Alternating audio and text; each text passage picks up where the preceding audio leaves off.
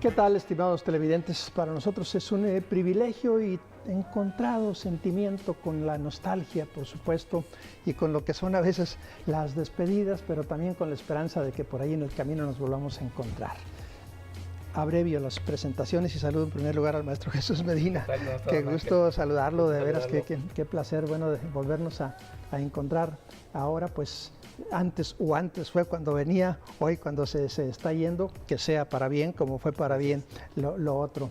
Confieso que entre otras fuentes de inspiración para esta entrevista, asumo la de Cada quien su música, 40 voces dentro y fuera del escenario, de nuestro buen amigo Jorge Orozco Aguirre, que entrevistó, por supuesto, entre otros músicos, a los cuales les puso voz, palabras, sentimiento y pensamiento, al maestro Jesús Medina. Así que nos echamos el gol para Jorge Orozco, para la Universidad Autónoma de Nuevo León, que ahí está editado el libro, y para que se puedan asomar un poco más a profundidad a la vida del maestro y en términos generales a la música. Maestro, un paralelo que quiero proponerle.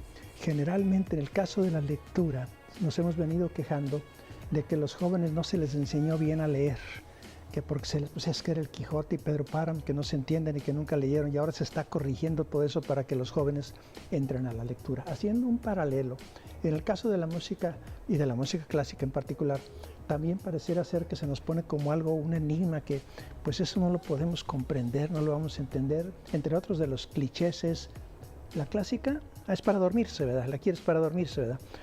Sabemos que todo eso existe y nosotros lo que queremos es, bueno, que con los conocimientos que usted tiene y sobre todo con la vivencia y el conocimiento profundo de la música, ¿por dónde debemos andar para que la música culta se vuelva popular? Perdone mi utopía, ¿verdad? Pero... Sí, no, pero primero que nada yo creo que hay que acercarla. Precisamente con estos clichés es muy difícil que alguien que no ha escuchado música de concierto se acerque directamente a una sala. Entonces digo, la orquesta sinfónica muchas veces con ciertos programas educativos o de concierto, lleva muchachos jóvenes o niños a la sala de concierto, donde, que en este caso es el teatro universitario, precisamente para que al menos tengan una vez la experiencia que es ver a 60, 70 músicos tocando juntos sin electrónica. Porque digo, la música de hoy está en es otro tipo de música, no digo que sea mala, digo, son etapas de la música y va cambiando. Pero ahorita está mucho, digo, que se utiliza la electrónica, ¿no? El microfoneo, no sé, sintetizadores, muchas cosas que, bueno, en esta música de concierto, yo no le quise decirle clásica, sino música de concierto, pues es todo acústico, ¿no? O sea, los violines tocan y suenan tal como son las trompetas, los trombones, los oboes, las flautas, las percusiones. Entonces, para mucha gente, y no solamente los niños, o sea, al asistir a algún concierto en vivo o algún ensayo, siempre les llama la atención, dicen, nunca me esperé que esto sonara así, hasta que están ahí. En el caso de los niños y los muchachos, digo, ha habido programas desde que les ponen la flauta de pico y es clase y la tienes que aprobar porque si no, no pasas el año. O sea, las cosas a fuerza no funcionan. O sea, hay que encontrar ciertos mecanismos educativos en cuestión musical para acercar la música y llamarles la atención. Entonces hay que ponerse creativo muchas veces en cuanto a este tipo de ideas con los cuales podemos hacer que la música de concierto se vaya acercando a los muchachos y, como bien menciona usted, que se vuelva popular. O sea, que ya el joven, el niño diga, oye, yo quiero ir a un concierto, en lugar de me vas a acompañar al concierto. O sea, se vuelve una orden. Claro. Entonces habría que ver cómo, no necesariamente inculcándole el gusto de que tienen que tocar flauta de picos y todo acá, sino cómo habría una clase de apreciación musical a ese nivel. Yo preferiría que hubiera clases de apreciación musical para niños de 6, de 7, de 8, con instrumentos de juguete, con grabaciones. Mira, vamos a oír el himno a la alegría, esta es parte de la novena sinfonía de Beethoven, con algunas filminas o algo que a los niños les despierte más que nada el entusiasmo por saber un poco más, de querer a fuerza, apréndanselo y así es, y si te gusta, esto es la música de concierto. Porque luego se vuelve como algo que ya no quisieran saber más de él porque me lo pusieron a fuerza. Como cualquier cosa, las cosas van avanzando cuando el gusto de la persona se va, digamos, alimentando y va pidiendo más. Entonces yo creo que si empezáramos por ahí en tener algo más, que los maestros se fijen más en cómo llamarles la atención. Y ya digo, ya decidirán qué tipo de música escucharán cuando sean grandes, pero al menos desde pequeños que también, digo, la música popular la van a escuchar por todos lados. Sí, claro. Pues ¿por qué no también la clásica se escucha por todos lados? Y sobre todo, pues acercarla. Por algo esta música lleva 200, 300 años y se sigue escuchando. Cuando algunos hits de la música famosa, popular, pues duran 6 semanas en el número 1 y se van bajando y se olvidan. Adiós. Digo, después nos acordamos, oye, ¿te acuerdas aquella canción de no sé qué que era muy famosa? Ah, sí, ya es de las viejitas. Así de, sí, ya está viejita, ya está pasada de moda. Y aquí podemos oír la novena de Beethoven y sigue estando vigente. Hay algunas ya pautas, normas que ya ustedes en el ámbito de la música clásica y en su afán de difundirla ya hayan probado, es decir, ya existen más o menos ciertas normas que no fallan. Y yo otra vez vuelvo a comparar la lectura. Bueno, ya esa manera de enseñarla ya no, pero ahora se hace esto y esto y esto otro. En el caso de la música, formas modernas así que hayan probado su cierta eficacia dentro de lo que se puede en este mundo que está súper así de información, saturado de información y de música. ¿Qué hay existiendo? Los más famosos son el método de Carl Orff para acercar a los niños a la música y también el método Suzuki en el caso del violín, ¿no? Donde los niños tienen marquitas de colores y van... Digo, es cosa de que alguien también estuvo pensando cómo hago para que los niños desde chiquitos toquen bien y vayan entendiendo cómo. Después más adelante les quitan las marcas y los niños ya pueden tocar más o menos como debe ser. Entonces, digo, sí ha habido... no sé, gente dentro de la música que se ha preocupado por ese crecimiento, digamos, de los niños desde que están empezando, de que vayan tomando ese gusto por la música. Obviamente en México, si todavía batallamos un poco con los grandes, para que vayan a un concierto, o sea, de que no, si somos los primeros en decir, no, qué aburrido. Sí, sí. Entonces, pues, digo, obviamente, pues también los muchachitos va a ser más complicado. Por eso como que debería haber algún programa o algo que alguien debería crear y trabajar en eso, para al menos asistir, no sé, 1 o 2 veces a cada colegio, cada escuela y llevar, no sé, una serie de actividades donde puedan empapar a los niños y les pueda llamar la atención en participar en pequeños grupitos, no sé, ensambles de percusiones, algo que vayan sintiendo qué es la música y qué se siente tocar con otros al mismo tiempo. No sé, podría ser alguna alternativa. Vamos y regresamos.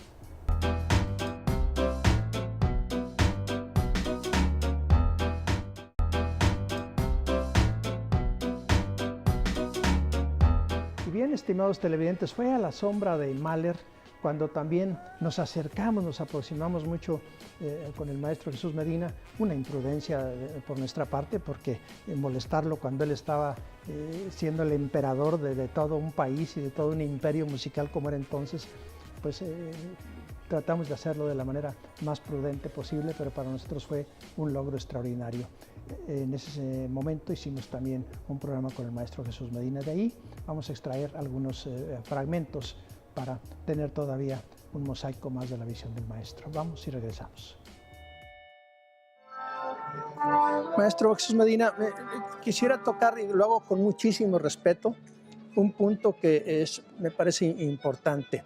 Usted trabaja con la música, trabaja fundamentalmente con emociones, usted es una persona y pues debo decirlo, le insisto con mucho respeto, bueno, pues usted ha pasado por un momento dramático en su vida, el haber perdido a su señora esposa, y yo quisiera preguntarle qué tanto cambia su manera de interpretar la música, de dirigir la música, cuando se han pasado por emociones tan fuertes, si no influye, si era una novena sinfonía antes de y ahora es otra novena sinfonía, se lo pregunto con mucho respeto. Sí, no, digo, sí afecta en cuestión emocional, pero digamos como profesionales que somos de lo que estamos haciendo de la música y sobre todo pues por el apego que le tenemos a la música, sigue siendo la misma novena antes y después, ¿no? O sea, la entrega, la visión que puede tener un músico, porque yo la tengo que ver también como músico en general, ¿no? O sea, mi análisis en general de la obra, a lo mejor ya con más madurez, pues después de haberla dirigido en algunas otras ocasiones en otros lados, pero no, o sea, el trabajo es el trabajo, ¿no? Y como dicen, el show debe continuar, como se dice por ahí, en las tras bambalinas y en cuestiones teatrales. Entonces, no, o sea, la música pues siempre ha sido mi pasión de toda la vida y la tengo que seguir alimentando y respetando, porque la música no solamente hay que disfrutarla, sino hay que respetarla y respetarla como un medio, en este caso de comunicación con el público, porque pues, nos comunicamos con medio de los sonidos.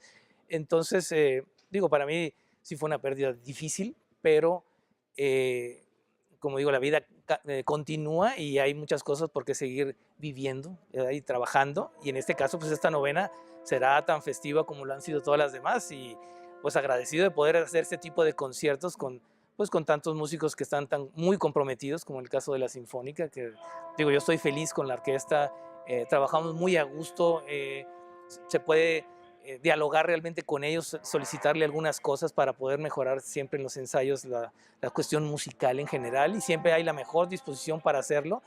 Y yo creo que pues mucho de esta comunicación y ese buen ambiente que se vive en la orquesta pues ha sido el resultado que hemos tenido después de estar ahí trabajando un poquito más de 3 años, y lo cual pues ha hecho que la gente vuelva, ¿no?, al teatro universitario y nos esté acompañando aquí pues muy seguido, ¿no? Al margen de su trabajo y su empeño profesional, y esto es prácticamente para despedirnos, ¿en algún empeño personal de que usted esté ahorita involucrado? ¿En qué sueña? ¿En qué piensa aparte de su trabajo? Pues no sé, pues digo, de mis hobbies, digamos, a mí me gusta mucho viajar, pero afortunadamente pues la música también me lleva de viaje, ¿no?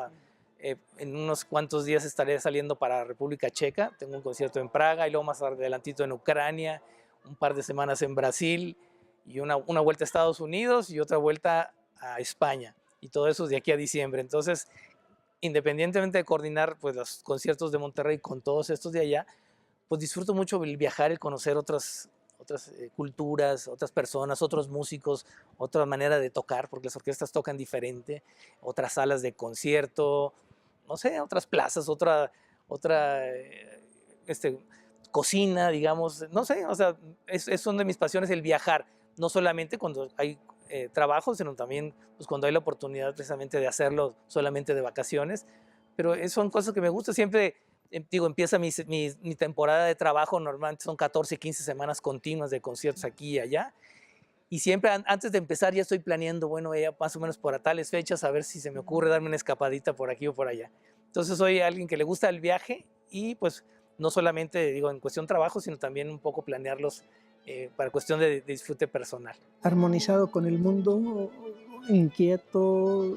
¿Descontento? No, ¿Amargado? no, contento con el ¿Seguro? mundo. No, en general toda mi vida ha sido bastante positivo y alegre y amiguero, digámoslo así de una manera muy coloquial. A mí me tocó tocar en una orquesta sinfónica mucho tiempo. Estuve aquí en la orquesta en Monterrey, luego estuve en México en la Orquesta de la Ópera, en la Filarmónica de la Ciudad de México. Entonces, yo nací de un atril como músico. O sea, yo crecí en un atril viendo directores como Leonard Bernstein dirigiéndonos a nosotros, a Eduardo Mata, a Rudolf Warschay, grandes directores. Entonces, que despertaron a mí precisamente pues el ánimo de que yo quisiera ser director, ¿no? O sea, y hay que trabajar para eso y tomar después del violín pues una ruta diferente para poder llegar a pues ahora al podio y seguir estudiando y trabajando, pues tratando de llegar lo más lejos posible. Ahora hago otro parangón. Acabo de entrevistar a una poeta y hablábamos de la poesía, admitiendo irónicamente que para qué sirve la poesía actualmente, pues para nada. Decía ella irónicamente, claro, de pronto eso. Y de pronto uno tendería de pronto a decir, bueno, ¿y la música clásica?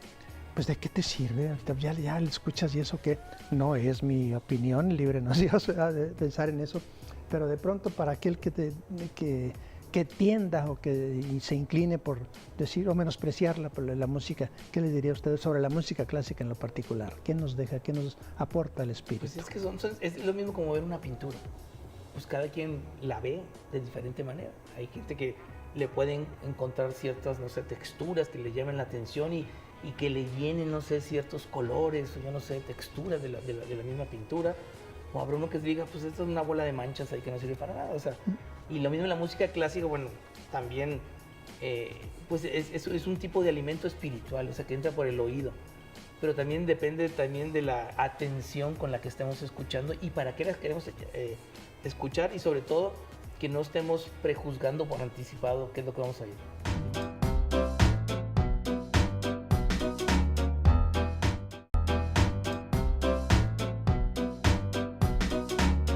Pues, regresamos a nuestra charla ahora ya en el presente con el maestro Jesús Medina. Bueno, los conceptos y el hombre creo que somos en términos generales o esencialmente los mismos, ¿no? Sí. ¿No? ¿Hacia dónde siente usted ya viendo hacia el futuro que va la música clásica? En el caso de las artes plásticas, por decir algo, ya pasamos por todos los ismos, abstracción, el estridentismo, lo que usted quiera y guste. La música clásica, ¿hacia dónde va? Habla llamada como clásica, pero usted prefiere decirle música de concierto es que y cierto, voy a como que es de aceptarlo. un periodo, Perdón, sí, el cierto, clásico tiene razón. romántico, entonces Yo digo, todavía música de estoy, concierto, que es la que se toca con música de concierto está bien porque, pero también se lo voy a poner, si quiere le entramos a la discusión, pero no con ese afán, pero de pronto, a ver, música de concierto, nada más la clásica, y luego los conciertos de los que vienen aquí a la Arena Monterrey, pues todos son conciertos. Y al muchacho entiende, conciertos, pues ¿quién viene? Maná o no sé, no quiere decir algo, ¿verdad? Entonces tampoco se salva mucho su concepto, maestro. Pero está un poquito más no, se lo digo así nada más, así como que de pronto, pero en fin, porque yo mismo me cuestiono cuánto debo inclinarme, pero bueno, mi pregunta es esa, ¿no? Es decir, bueno, ¿qué? ¿Hacia dónde debe ir? ¿O hacia dónde irá? Es que, bueno, o sea, yo creo que la música de concierto, la música que tocamos en las sinfónicas, vamos a decirlo así. Ya lo puse en duda. No, o sea, yo creo que es que la orquesta tiene una misión, específicamente de difundir la música de los grandes autores de la humanidad, Mozart, Beethoven, Tchaikovsky, Brahms, Mahler, todo esto. Y siento que últimamente, como que con tanta competencia de todo lo demás que hay en cuestión de música, vamos a llamarla popular, aunque no es que sea popular, sino de la demás música que nos toca en nuestra época, muchas veces la música como se siente un poquito en desventaja con la manera en cómo se llega al público la otra, siento que a veces como que la quisiéramos popularizar o ponerle cosas así, no, ahora voy a hacer, no sé, una sinfonía, pero va a tener temas mexicanos, o sea, como que algunos compositores le empiezan a tener miedo a seguir componiendo, digamos, con su esencia como tal, y empiezan a buscar como formas de hacerlo como atractivo, o las sinfonías que empiezan a decir, no, entonces ahí tengo que hacer conciertos de mariachi, o tengo que hacer conciertos con música de película, porque si no, no va a venir gente, o sea, la función de la orquesta es diferente, ¿no? O sea, no podemos empezar a jalarnos cuando dicen, no, pues si no puedes con él, únete.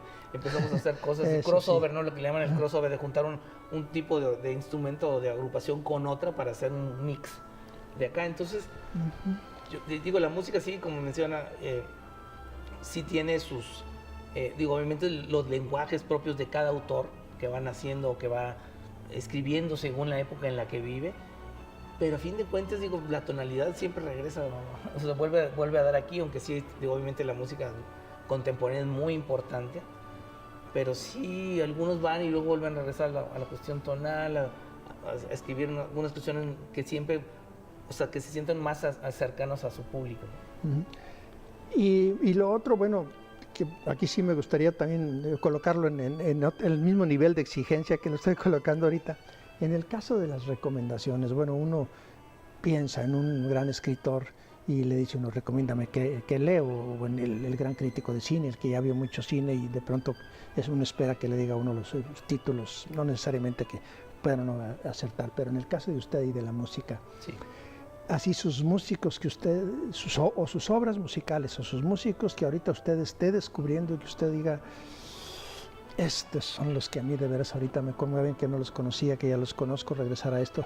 Así los que usted recomendaría para que cualquiera que vea nuestro programa y diga, bueno, le voy a hacer caso al maestro Jesús Medina y por ahí voy, y empezar a buscar eso, por ejemplo. Bueno, yo siempre digo que el músico que más me gusta es el que dirijo esa semana, o sea, porque es el que estoy viviendo y estoy empapado de la música que hace. Obviamente a mí me gusta mucho Gustav Mahler, me gusta mucho Richard Strauss, los poemas sinfónicos, las sinfonías de Mahler.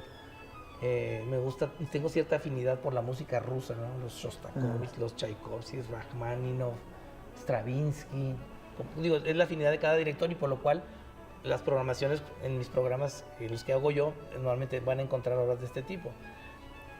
Esas son las obras que yo como director, después de haber llevado ciertos estudios, son los que sigo manteniendo como mis consentidos, pues por la manera en cómo escribieron sus obras, cómo están orquestadas, qué es lo que nos dicen en cada una de ellas.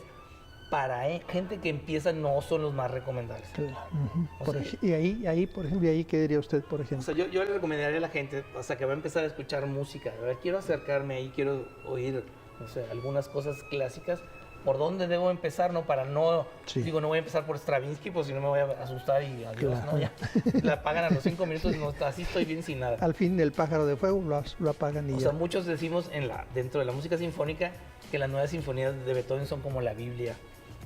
de la música. O sea, esas 9 sinfonías son el parteaguas entre un estilo y lo que vino después. Eso. Entonces pueden empezar escuchando las 9 sinfonías de Beethoven.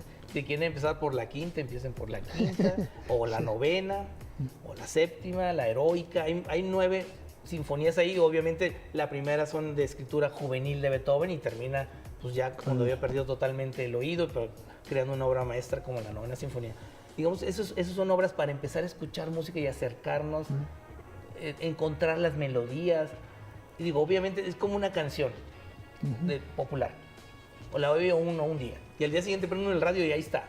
Y ya para la quinta, sexta vez ya está uno cantando la letra, porque ya Claro. se la aprende de estarla repitiendo y repitiendo. Por supuesto. Y lo mismo pasa en la música sinfónica. O sea, las melodías que vamos escuchando desde que escuche uno un fragmento y diga, ah, es tal sinfonía. ¿Por qué? Porque ya lo escuché 20 veces, ya sé cuál es, como una canción. Entonces, con la frecuencia que ustedes vayan escuchando, no sé, vamos a poner la sinfonía heroica, voy a poner una vez, al día siguiente otra vez el primer movimiento, 2 días después otra vez el primer movimiento. Para el domingo la ponemos ahí y ustedes dicen, esa es la sinfonía heroica. ¿Por qué? Porque Claro. ya reconocen melodías, no sé, ciertas orquestaciones, y así es poco a poco estarlas escuchando. Va a pasar el tiempito y a los 3 meses les pongo otra vez el primer movimiento y van a decir, esa es la heroica de Beethoven, porque hay que empezar a acostumbrar al oído a escucharla. Y también digo, como cualquier cosa, la repetición, pues es lo que nos hace que nos aprendamos las cosas. Yo me quiero aprender una página de memoria, pues tengo que estarla repitiendo. Que me quiero aprender una canción de memoria, pues tengo que estar aprendiendo la letra. Todo la repetición hace al maestro, o sea, como dicen ahí, estudiar una vez. Entonces, acostumbren a poner, tómense, como digo, una sinfonía de Beethoven, la tercera, pónganla una vez y otra vez. 3 días después, otra vez. No, de que ya voy a poner otra, no. Escuchen una y vuélvanse expertos en la sinfonía heroica. Claro. Y luego tomen la quinta, o tomen la cuarta, o la novena, y váyanse volviendo. Y al rato, entonces le van a empezar a encontrar más cosas. Pues, maestro, muchas gracias de veras por el tiempo que nos concedió, le agradecemos mucho. Y bueno, ya nos encontraremos por ahí en la vida. Fue claro, muy grato haber tratado con usted, haberlo tenido aquí pues amigo de nuestros programas, de nuestro medio, de nuestra ciudad, haber elevado la dirección de orquesta y el repertorio. Si no ha sido por ustedes las 10 sinfonías de Mahler, que para mí se me hacía algo inalcanzable, pero haber estado en esa octava de Mahler y andando moviéndome ahí entre más de 100 gentes y sabiendo cómo andaba usted y todo, fue así como que siendo cronista de fútbol, haber asistido a una final de fútbol, así que pues enhorabuena por todo esto que nos regaló y que siga por los éxitos. Muchas gracias, no, me encantó. Enhorabuena, gracias. Saludarlo de veras a ustedes, estimados televidentes. Este fue Café con Ángel.